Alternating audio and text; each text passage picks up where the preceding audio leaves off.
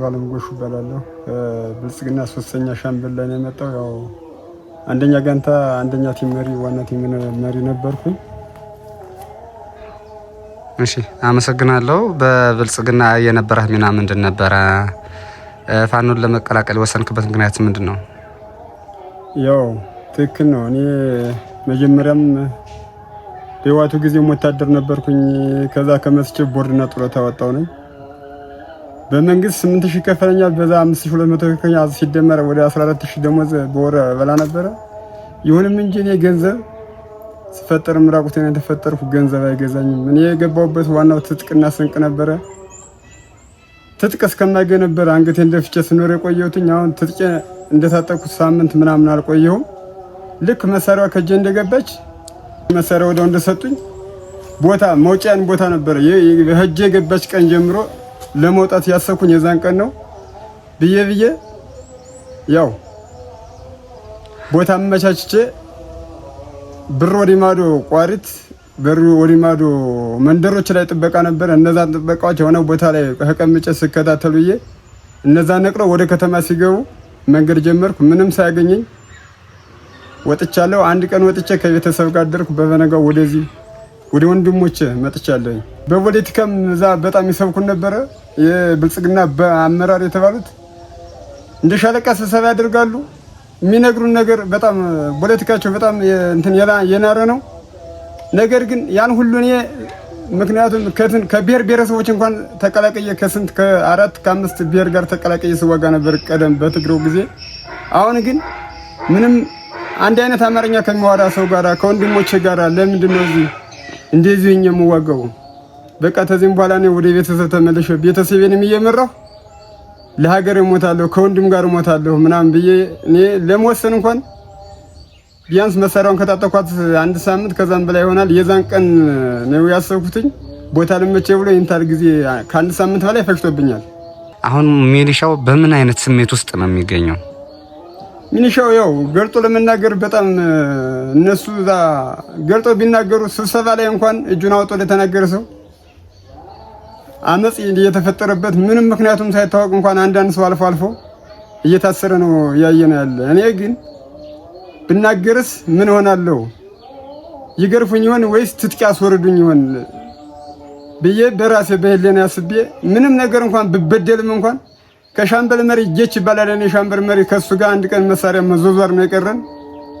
ግን ወስጄ ዛን ቀን እኔ ስታፍ መሳሪያና ትጥቅ አውርጄ ከዚህም በኋላ እኔ በቃ እዚህ ከሱ ጋር እጅ ተላልፈን እዚው ከኔ ሙቼ ከምቀር በቃ መሳሪያን እስኪ ለአንድ ቀን ይውረድ ይደርና በበነጋው ተመካክረን በአመራር ፊት አወጣዋለሁ ብዬ ስል አይቻልም ተባልኩ።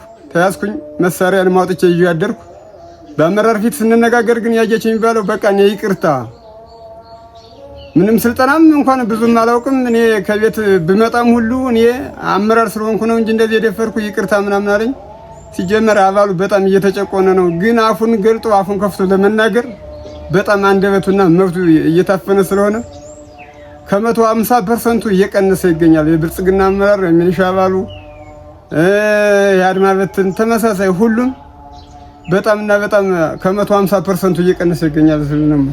ያው መዋቅሩ ቀደም እኔ እንደገባው እኔ ያው 2000 ስንት ነው 2018 ነው 2017 ሐምሌ መባቻ ሐምሌ 1 ቀን ማለት ነው የተቀላቀልኩት ወደ ትግሉ።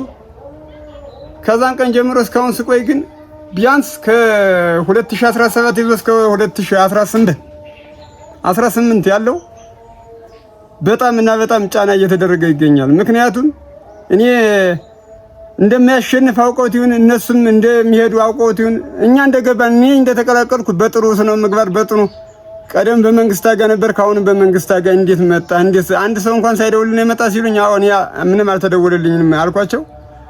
በጣም የሚያውቀኝ ልጅ ነበረ። በጣም አሪፍ ምናምን ብለው ተቀበሉኝ። ግን ከዛን ቀን ጀምሮ ወደዚህ እየቀጠልኩ እየዋልኩ እያደርኩ ስሄድ በጣም ሳይውም በአባሉ ላይ ጫና እየተደረገ ይገኛል። ምክንያቱም የኛ እህትና ወንድሞች በመንገድ ላይ እየቀሩ ነው።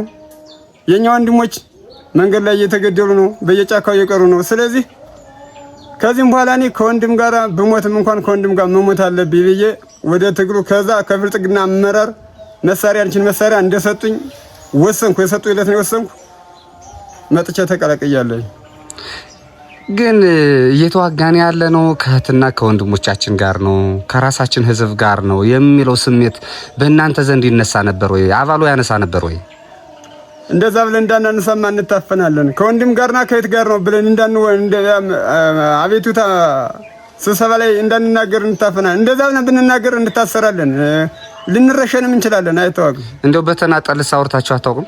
በተናቀር ያው በአመራር ፊት አናወራም እንጂ ጓደኛ ለጓደኛ እናወራለን። ግን ልባችን አሮና ጭንቅላታችን ያልሆነ ቦታ እየገባ ነው ያለ። አሁን ሲጀመር የነበረ ስጋት ምንድን ነበር? ወደኛ ስትመጣ ያው ወደዚህ ስመጣ ያው መንገድ ላይ ምናልባት ብገኝስ የሚለውን ነገር ግን እኔ ያው መሳሪያዎች ናት እግሯና ጥፌታ እቺን መሳሪያውን ባንከቴ እንደዚህ አግብቼ ነው አዲስ ኩታ ለብሼ ሰርገኛ መስጄ ወጣሁት። በመስመሩ በመንገዱ ነው ወጣሁት።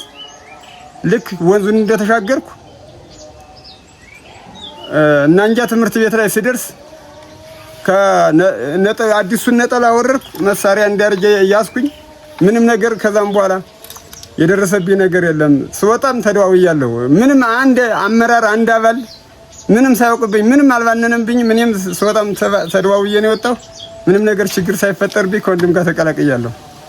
እንግዲህ በብልጽግና ስርዓት ውስጥ እያለ ይነገርህ የነበረ ስርዓት አለ፣ ይነገርህ የነበረ መረጃ ፕሮፓጋንዳ አለና ከወጣ በኋላ ደግሞ ያገኘው አቀባበል ምን ይመስላል? እዚህ ከደረስ በኋላ አቀባበሉ ምን ይመስላል? በጣም ባሪፍ ነው የተቀበሉኝ። የዛን ቀን ቅዳሜ ለእሑድ አጥቢያ ነው የወጣሁት። ሌሊት 5 ሰዓት አካባቢ ነው 4 ሰዓት ቤተሰብ ጋር ገባሁ። የደወለልኝ ልጅ ከመንገድ ተቀበለኝ። ቤተሰብ ጋር አብሮኝ ሂዶ ስንተዋወቅ አደርን። ቤተሰብ እዛ ስደርስ ያለው ጎረቤቱ ምናምን በጣም አቀባበል አደረገልኝ። በተደጋጋሚ ትናንትና ይዞ የመጣ እዚህ ከወንድም ጋር ስቀላቀል ያደረጉልኝ አቀባበል በጣም ምርጥ ነው። እዚያ ግን ሲነገረን የነበረው ብትሄዱ ትረሸናላችሁ፣ ብትሄዱ ትገደላላችሁ፣ ትታሰራላችሁ ነበር የምንባል።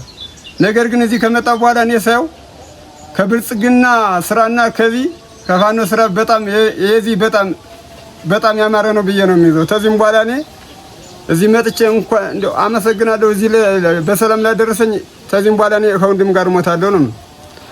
በቆይታ የራስ ትዝብት ይኖርሃል ብዬ አስባለሁኝ። ማህበረሰባችን ላይ ይደርስ የነበረውን ጭቆናና ብዝበዛ፣ ውድመት፣ ቃጠሎ በአጠቃላይ በኢኮኖሚ በማህበራዊ ጉዳይ በተለያየ መንገድ ይደርስበት የነበረውን ጭቆናና ብዝበዛ በመጠኑም ቢሆን ታዝበህ መጣሃል ብዬ አስባለሁና በሚሰጠው ግዳጅ በአርሶ አደሩ ላይ ይፈጸምበት የነበረውን ግፍና በደል እስቲ ከራስ አንደበት አሁን ሽሮውን ከበርበሬው፣ ሽሮውን ከእህሉ ዱቄት፣ ቅቤውን ከድፍድፉ ምናምን እንዲህ እየጨመሩ አርሶ አደሩ ሲሰቃይ ነበርና ግድያዎችም መደፈርም የተለያዩ አይነት ወንጀሎች እንዳያሉ እናውቃለን እኛ ከሳቱ መካከል እስካለን ድረስ ማለት ነው። እዚያ ሆናችሁ ግን በእናንተ አደበት ይህ ይደረግ እንደነበረ በመጀመሪያ ደረጃ እውቅና ያላችሁ ወይ? እናንተስ እንደ ሁኔታው እንዴት ትመዝኑታላችሁ? የአርሶ አደሩን በደል እንዴት ትገልጸዋለህ? ጥሩ እሱ አዎ፣ ህብረተሰቡ አርሶ አደር ያው በጣም ይጨቆናል። በጣም አዎ፣ ቤት ለቤት የተባለው ነገር አዎ። እኔ በባለፍ የተወሰነ ቦታ ላይ 6000 ብር ተሰርቆ እንደ በጋንታ ራሱ 50 ብር ታወጣላችሁ። እንደ ሻምበል 3 ሻምበል አለ 50 ብር ታወጣላችሁ። አመራር ይሄን ብር የከፈለው አመራር ነው። ሌባውን እንኳን ሌባውን ንገሩን ማወቅ አለብን። እዚህ ካባሉ ከሆነ ለምን ሌባው ተይዞ አይታሰርም ስንባል እስበሳቸው እዛው ሸፋፉን አስቀርተው ወጭ እንኳን አውጥተን የከፈልንበት ሰዓት አለ። እንደሚባለው ሁሉ አዎ በባለፈው ወይ በግዳጅ የወጣ ሰው እንደዛ በቃ ብዙ ነገር አድርጓ ሲባል ሰምቻለሁ። እና የዛን ሰዓት መጀመሪያ ከገነት አቦ አንስተው ቋሪት የገቡ ጊዜ በመጀመሪያ ጦርነት ወይቤ ላይ ብዙ ነገር ስራ እንደሰርተው እንደገቡ መረጃው ደርሶኛል። የዛን ሰዓት እኔ ገና ተቀላቀልኩም ነበር።